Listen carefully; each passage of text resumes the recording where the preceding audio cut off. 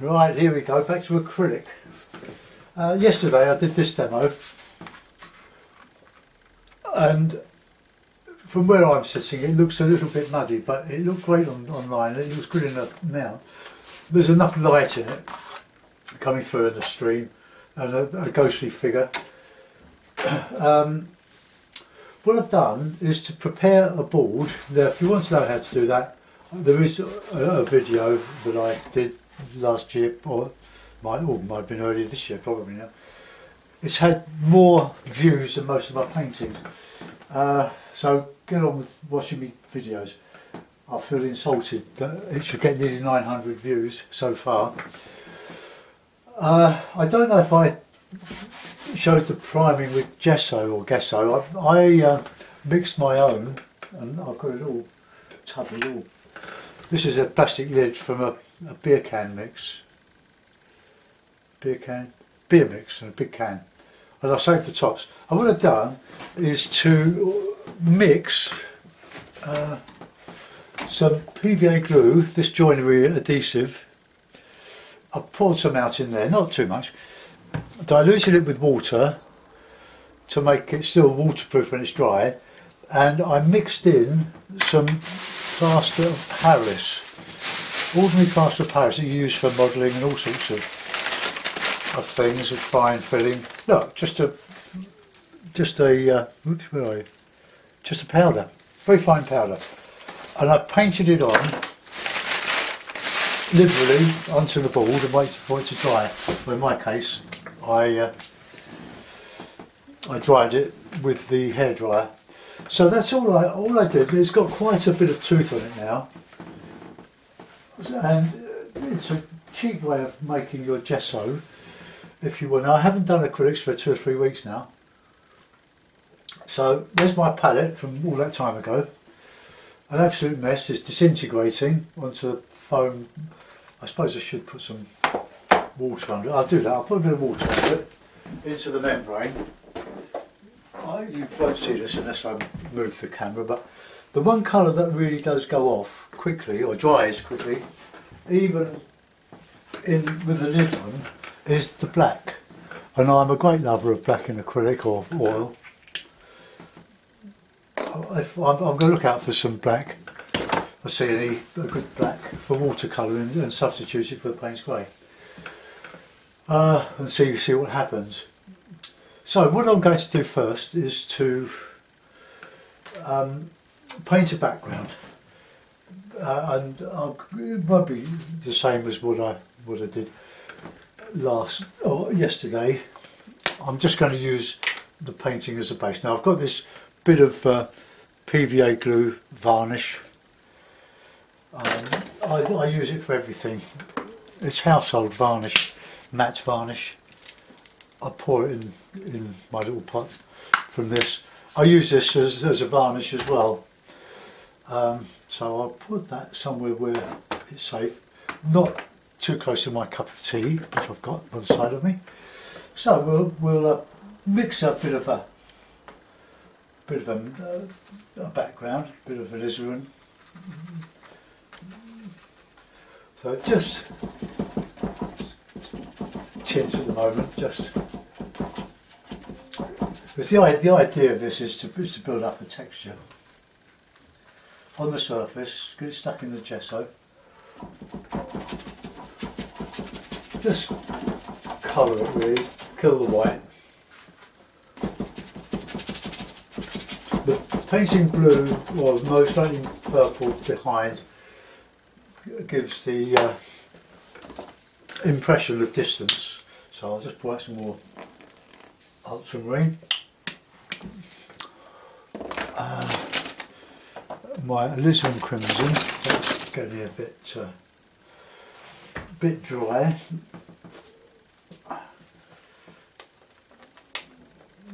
The alizarin crimson, you don't need to buy a great big tube for that because it's such a strong colour. You don't use a lot of it. Not like the ultramarine and the burnt sienna and yellow ochre, which I use in acrylic painting, acrylic oil. So I get a nice lot of paint. Bit of the yellow, bit of the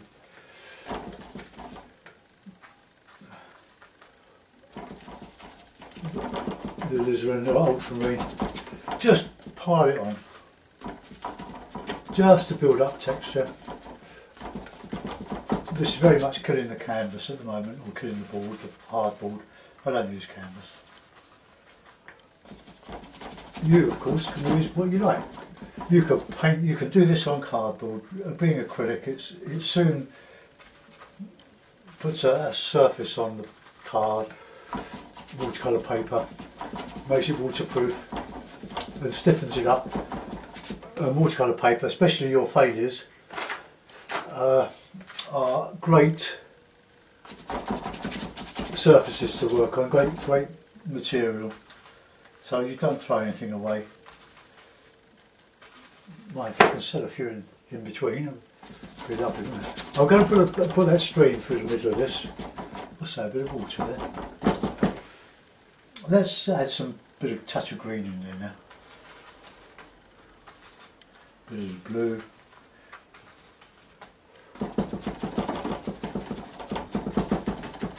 Just to create some impression that there's something going on in there. Look at that, paint's still wet after all that time. Not paying any attention to colour harmony and all that sort of stuff. Just piling the paint on. And as we come into the the depth here, we can add a bit of light red. Now, if you're still wondering about what light red is, I believe it's an iron oxide.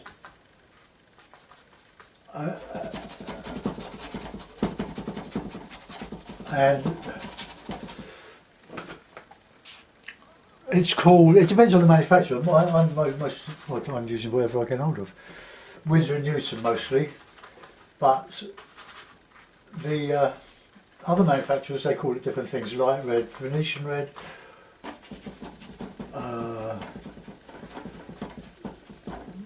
what other reds are there? Burnt sienna is very similar to it. What have I got? Let's have a look. Light red oxide. Venetian red.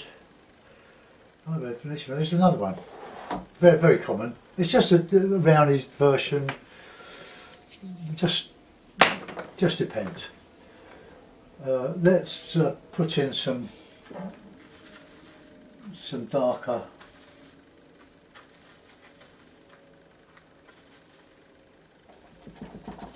Just put some dark in there for a minute. Red and black.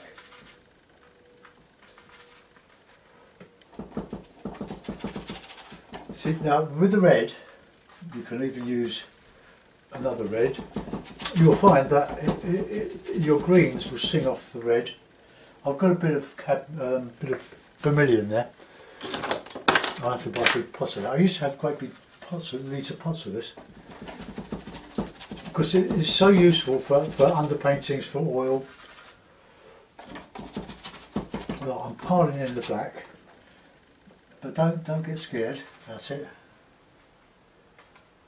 It's a great colour for mixing your reds. Let's get some more red out of that. See, at the moment it's going nowhere. We're just working our way around it until something starts to happen. Right, let's get a nice dollop of red there, and I can paint the rocks over the top of that.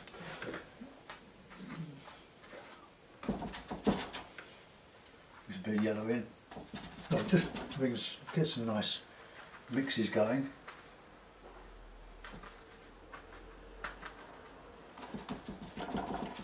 Warm colours. I do hold my brush like that sometimes, but not often. It's alright if you're working away from the board, but I'm close up to it. I'm in there with it. Right, sweet. Should be mixing it with a bit of the glue, shouldn't I?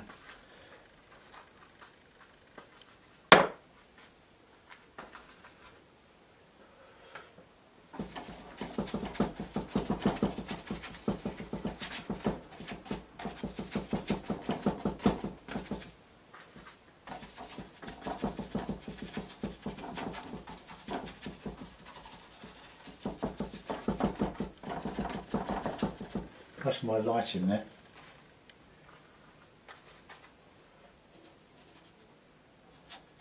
Just to remind myself.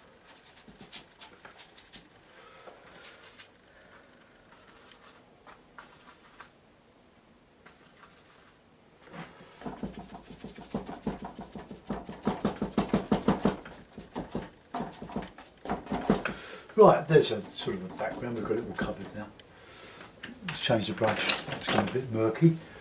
So let's go in and put in some bit of light now, light sky sort of colour, alizarin, touch of ochre, bit of yellow maybe.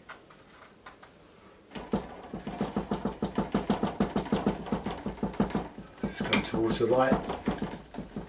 We can just keep going over and over. I'm just going to move that a little bit because I'm losing it behind that groove there. Let's pull that. Ah. I had somebody comment months ago criticising my easels, but he really, I think he was just trying to fill one of his own ones. Nothing wrong with my easel. This cost 145 quid years and years ago. Paid through the nose for it. It's a Mabef Italian one, but it's very good quality. I've had it years. And it's great. It's not bulky, and I can put all my watercolours in the pans. Lovely. Oh, and in particular my tea. Dear, oh dear. Right, let's.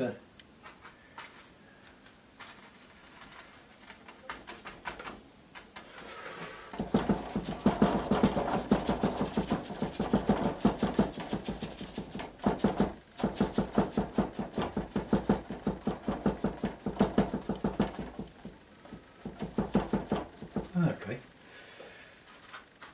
Try not to make them both the same. Colours, red, bit of blue. So it makes a nice grey. Oh, let's get some.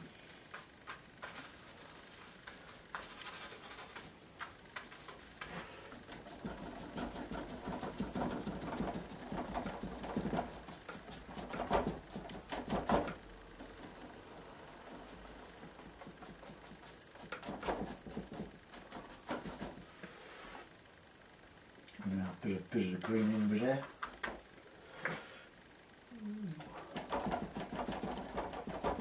No, I don't like that colour. I'll give that a wide berth, that one.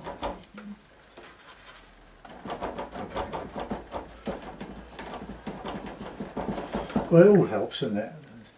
I'm just working my way around the gloom in the picture.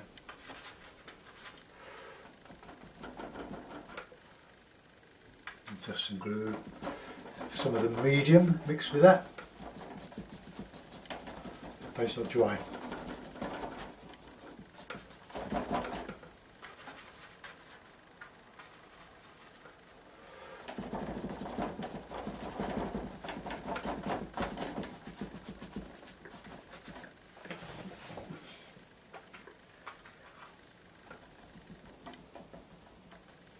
A bit of green.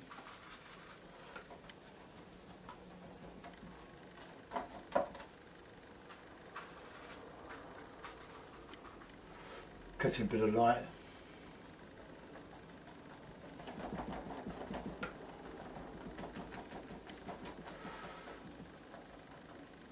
A great artist is this guy, David Dipnall. Oh, he's got paint on. Watercolour. I use some of these as models, but I don't copy his stuff. He's too good for me. But that's where the main inspirations from my woodland scenes. These sort of things, they're beautiful. He's paints himself for lots of money. Great artist. Captures bags of atmosphere in his painting. Lovely.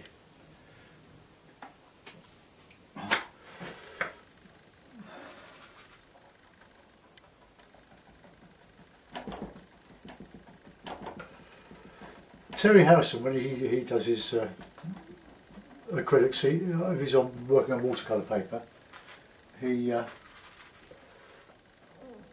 uses sponges and a stay wet palette like this, and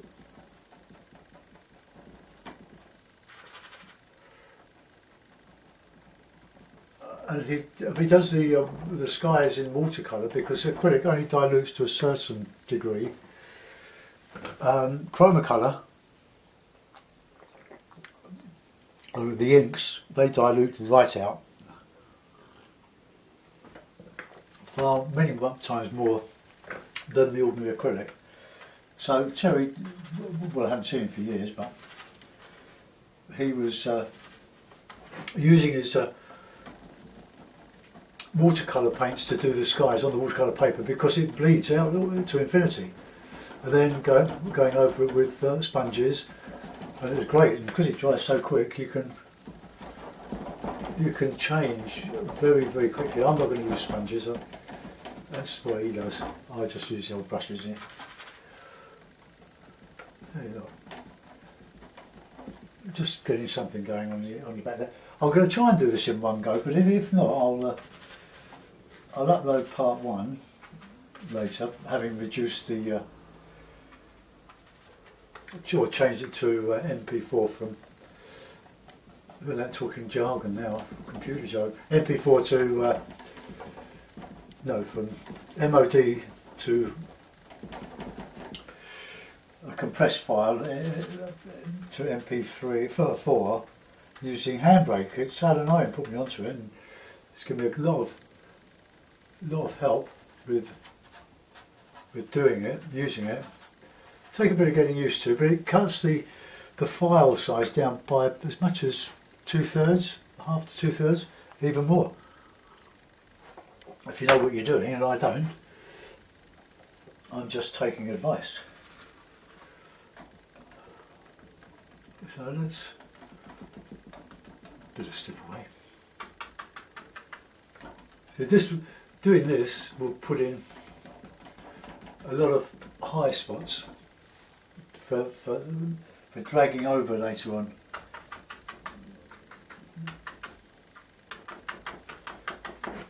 Let's get some.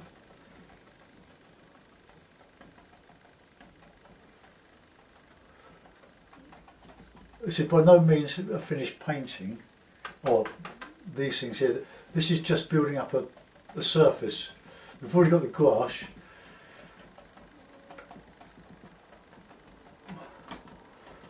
But it's good fun, isn't it? But it takes time.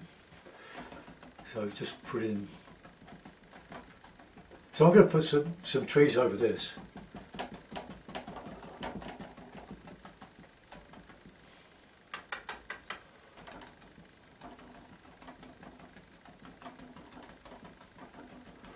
Look, same as a sponge really.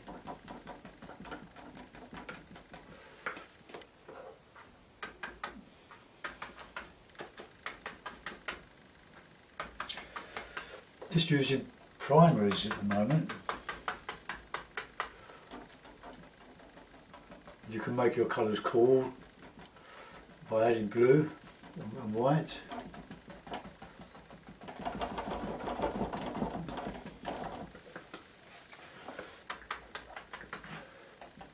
When I got up this morning, I had no idea what I was going to do. I was thinking of more watercolours, but I know some of you like the acrylics and are using acrylics, so it's only fair that I give you a go as well. Now, all these techniques I'm making up as I go along. It just seems to be a way through the impasse that I was painting myself into, that you get at the beginning of a picture when you're waiting for it to go in a particular direction. That's more psychological than anything else. Right, let's get some. Put in some lighter stuff. Right, there's a bit of alizarin in that. So the alizarin is very strong and it gets in everything. Oh, I'm just daubing, look. No glue on this, just having some fun. But all the while it's building up a surface. I was looking at the after the squall, that's where I pinched a French fisherman's cottage from one view in near Carnac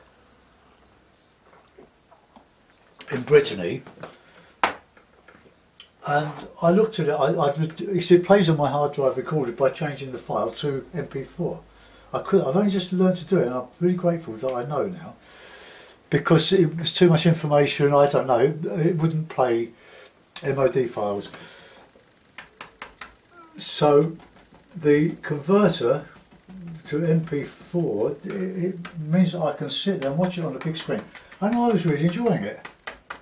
I thought, oh, that looks good, and I gave a close-up, so go and have a look at it if you haven't already, and you can see how I built up the surface, and I gave you a close-up of it, and it was really interesting. I put a lot of low tide reflections and stuff in it, and it came out quite well. Look, this is I don't know if Surat daubed it with like this. I probably just every one of his dots was put on purposefully. Mine is just trying to create some depth here, but just by doing this snipping. So we can put in some cooler mauves in this.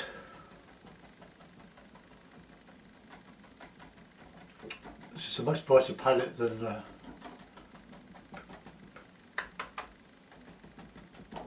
the watercolour I use.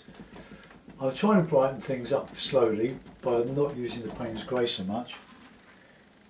There's nothing wrong with Payne's Grey, of course.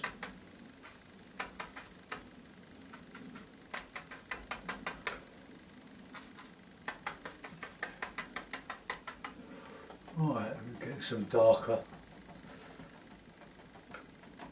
notes in there.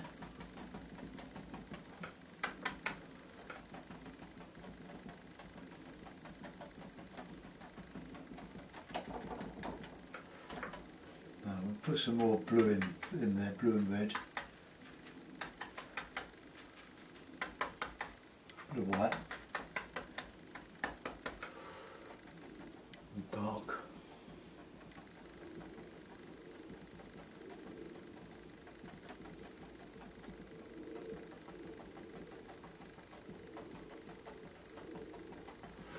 Right, blue and white now to that.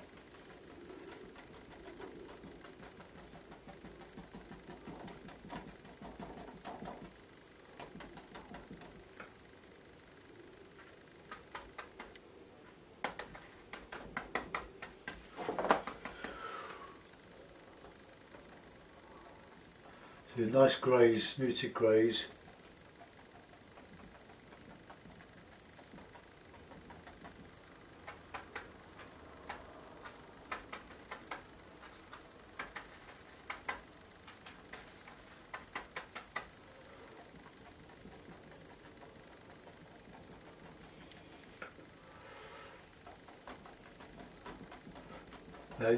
I'm slowly going darker here now,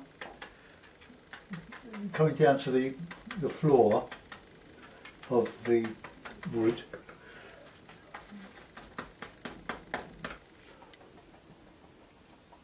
Because this is where I need to superimpose the lights. The grasses, I'll bring that down in there.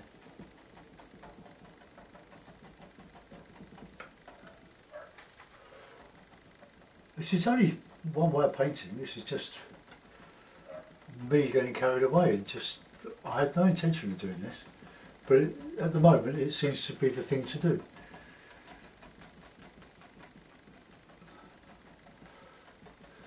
Thing is, it's your paint, and you can do whatever you like with it. I just give you some encouragement, really. By doing it, it gets you enthusiastic.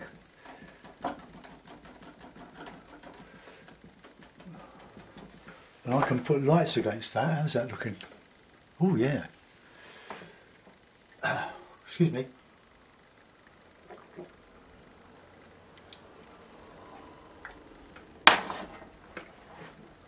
Right, let's get into some foreground stuff now. We want some warms, siennas.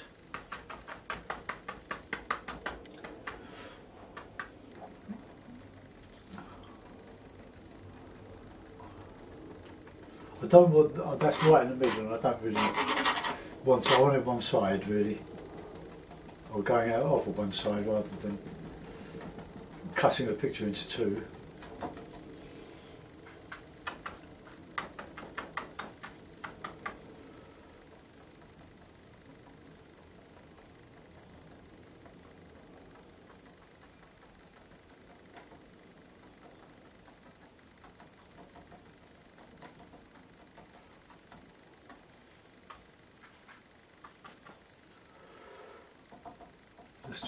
Let's try the grass technique.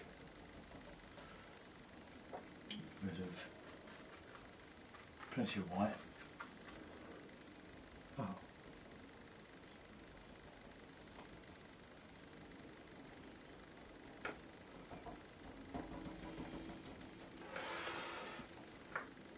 Now we'll get some darker stuff in there. Now I could put the rocks in. I don't know how I'm going to do that.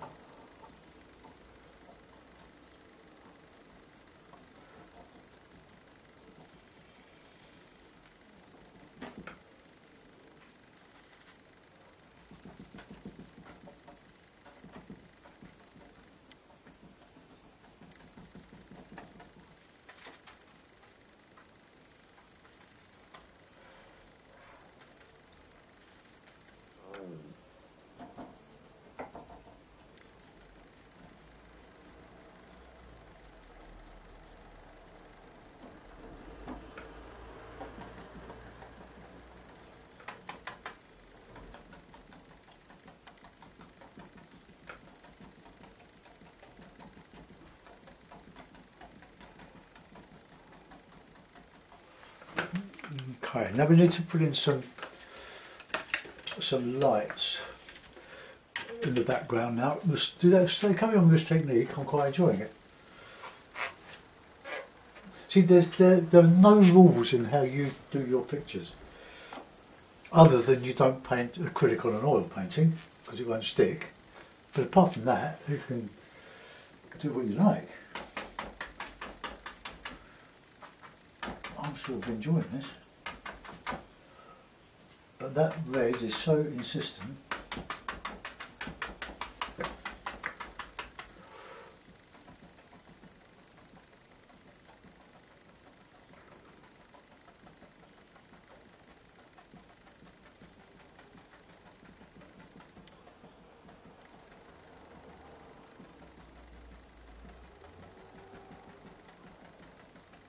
I'll put some lilac-y mauves in there.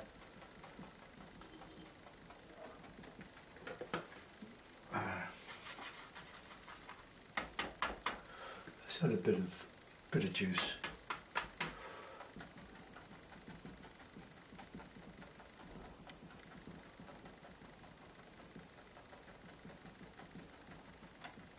Just going off into there.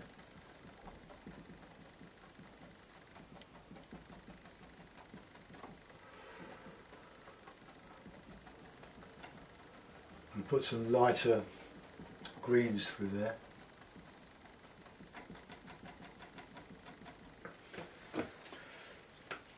Okay. Right, yellow, white. Try that a little bit. So we can just have some just catching lights here and there. Just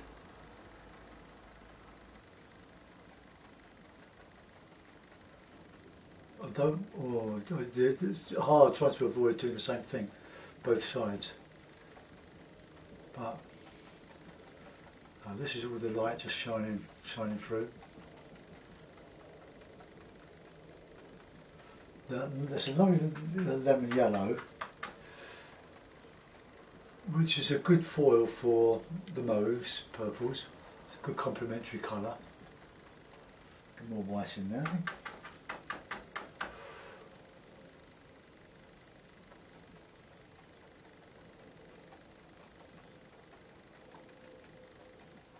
There's the light shining through.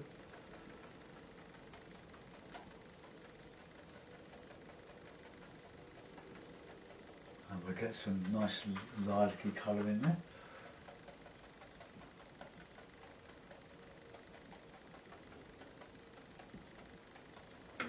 Right. We want some green, warmer greens in there. My picture is totally different to the way it was going. Now, colour I do use in acrylic is alizarin.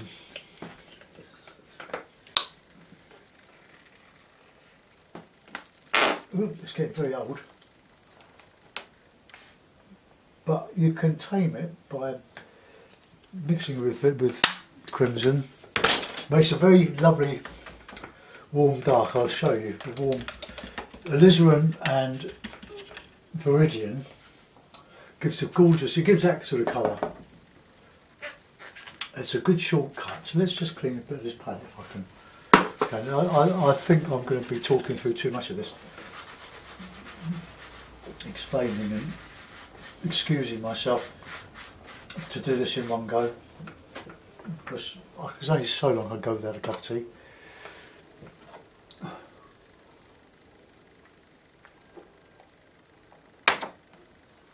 Right, a bit of the alizarin.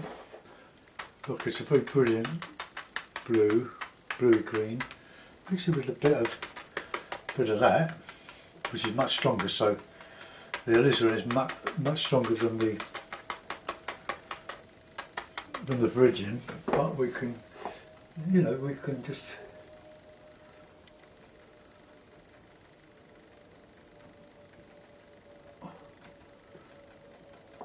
showing some darker greens and a bit of yellow in with that.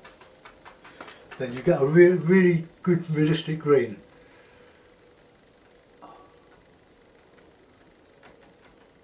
And we'll go darker over here. Right, let's show you how dark we can get that.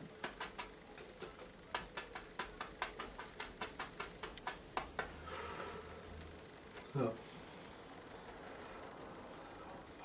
I haven't looked at the black yet. I don't. Well, I did to start with. But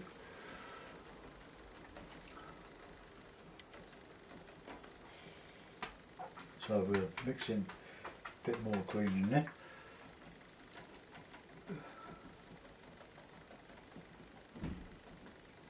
So we're effectively putting another set of trees on that side. But we want nice darks on the sides when they're in the shadow. Just mix a bit of ultramarine in there.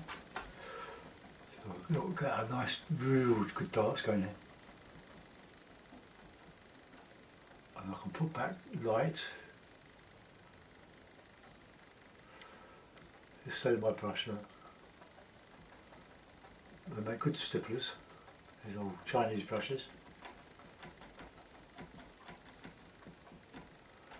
Look, we can put lights back in there. Let's try and keep this one slightly subordinate this side.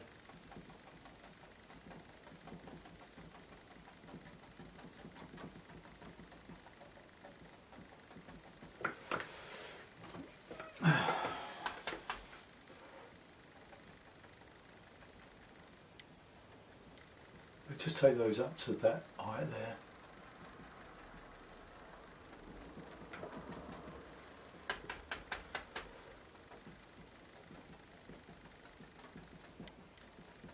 There's a bit of red in there.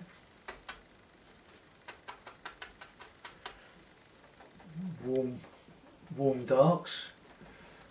Look.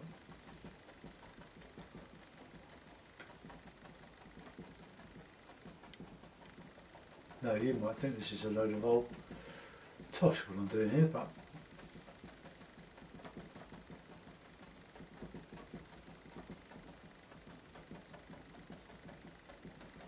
I'm trying to create a central area of light and recession.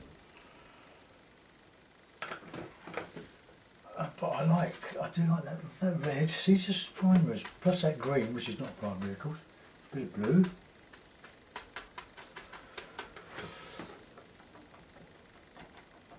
This is the depth of the wood now. The guy could put quite a bit of light back in there.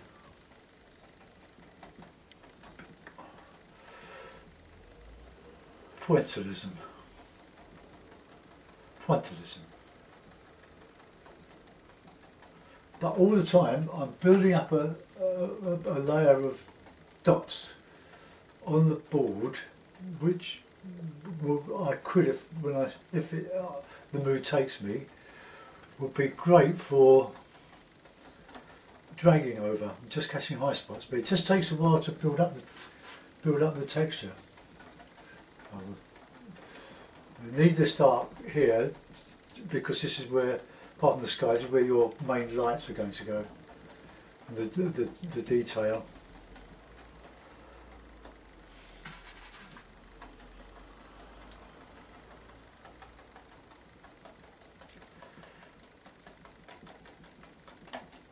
All merging. Some more paint in there.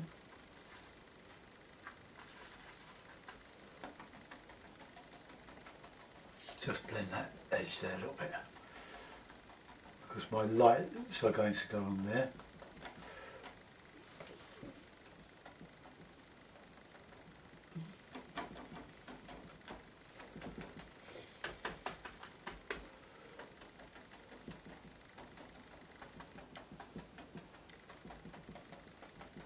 Now lilac,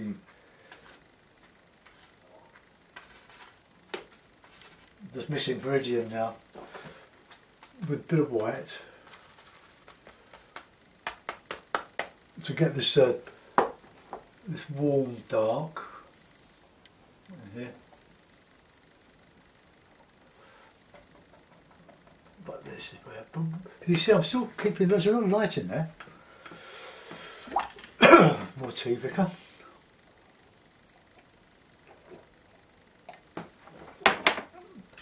Change the brush, give this one a go. Shake out the excess moisture from the ferrule. Right, let's get in some light now in the sky.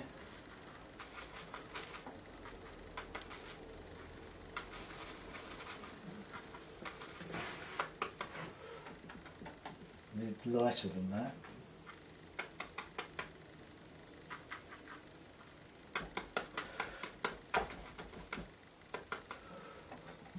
The white I'm using is a student quality, so it's not as saturated as it might be.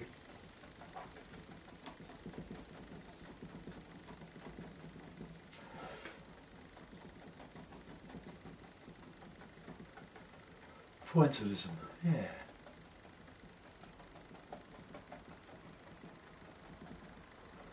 Now we can start to take that light further into the picture. Yeah?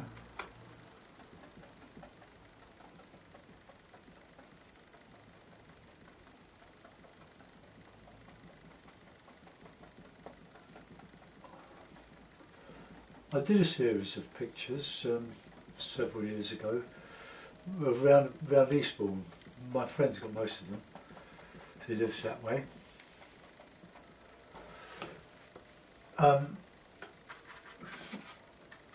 And I virtually disguised all the detail of the painting in very close tones. It just about showed the headlamp towards Beachy Head,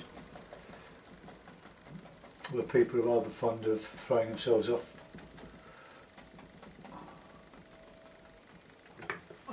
so let's get in some really brilliant lemon yellows now.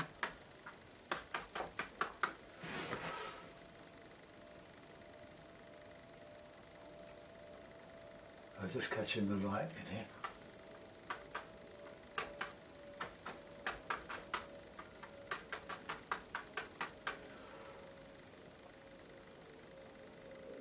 Oh, just that little avenue of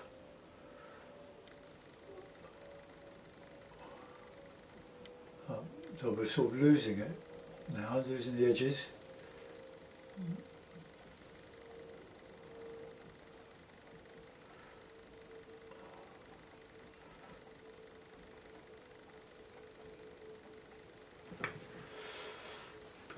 Now I want the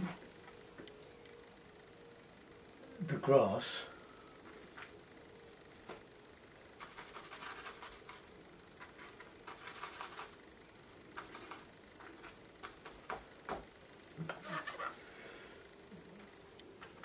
just mixing a bit of a grass colour there.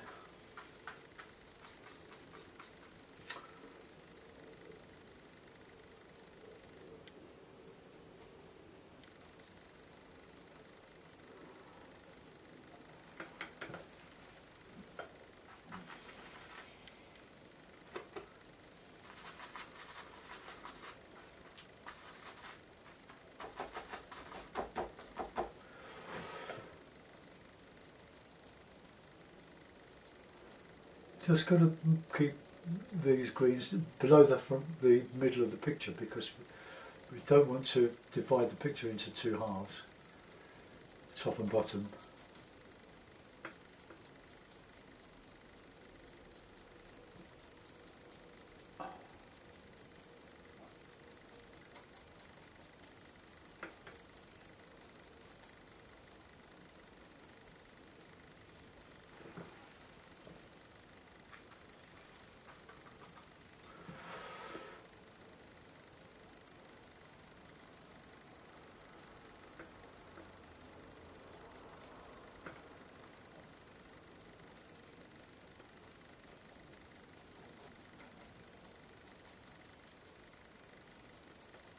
Look, see, that's quite hard now on dry, so I can drag paint over it and subtly change it.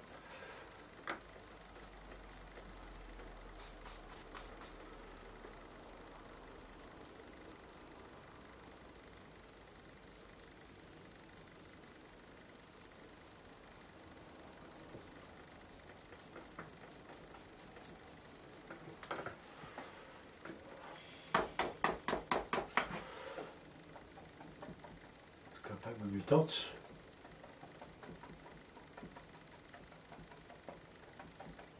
Just catching some light there.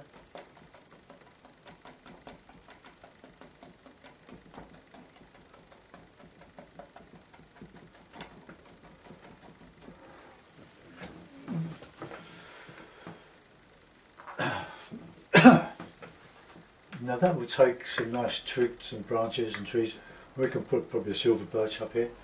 Well, let's go down the bottom here.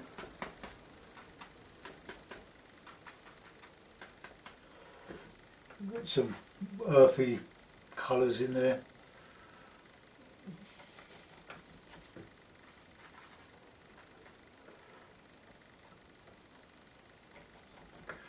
Need to pour out some, squeeze out some ochre. Oh, where has it gone? I need a big yellow ochre too.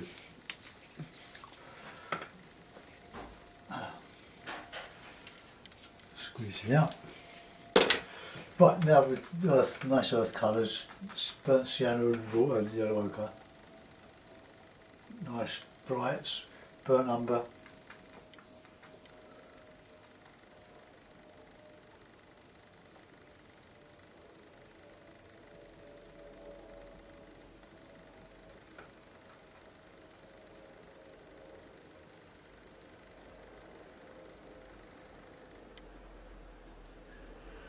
Now I sort of mix the technique there a bit, don't I? You should just go, you shouldn't really mix techniques, it's not good practice. If you start off with dots, you want dots all over. You can lighten up some of that. Just. And into that I'll put some of those mauves, like there.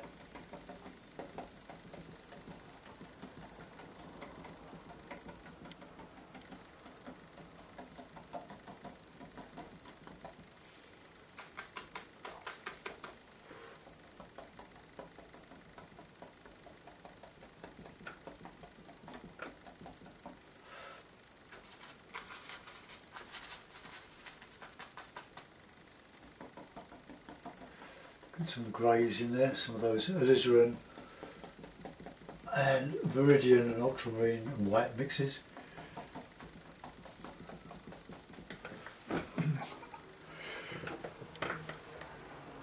Alright, okay.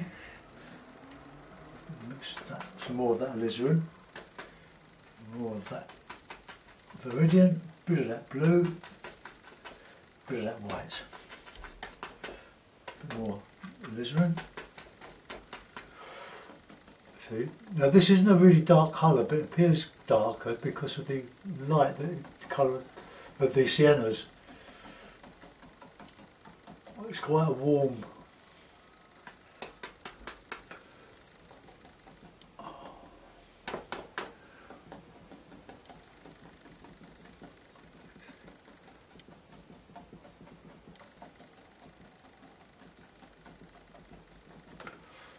Right, more.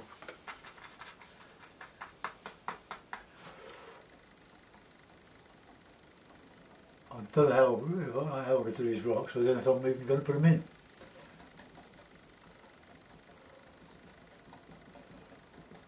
I'm just having fun doing this. But you can get carried away and like I am, I'm making a rug for my own back. But I want to put these darks back in here again, otherwise I'm going to end up with this horizon here too high.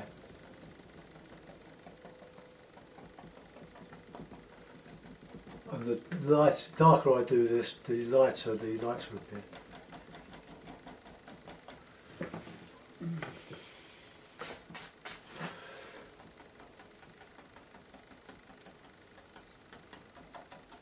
I'll get in and do some of that water in a minute. Then we'll go on to the detailing of some of the trees.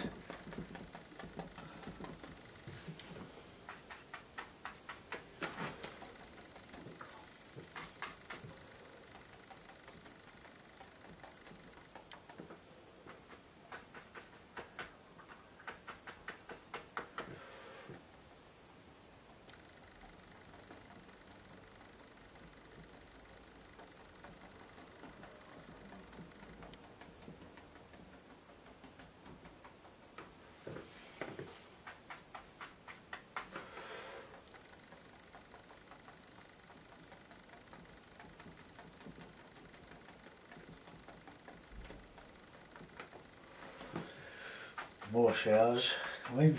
Oh yes.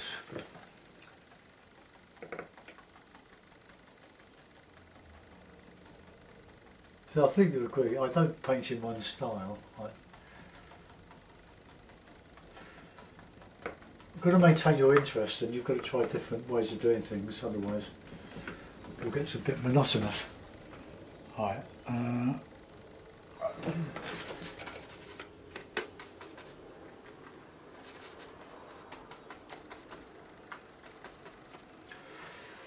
Let's get that bit there.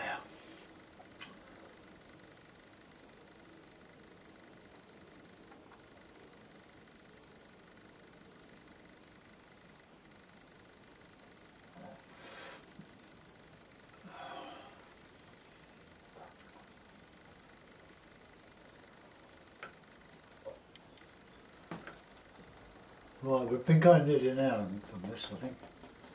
So I'm going to have a break there, and I'm going to do this in 2 or 3 parts. Thanks for watching so far. Something's happening there. Let's have a look at the screen. Yeah, I'll go and upload this, or at least compress it, and then I'll get back to you in about 20 minutes. Bye bye.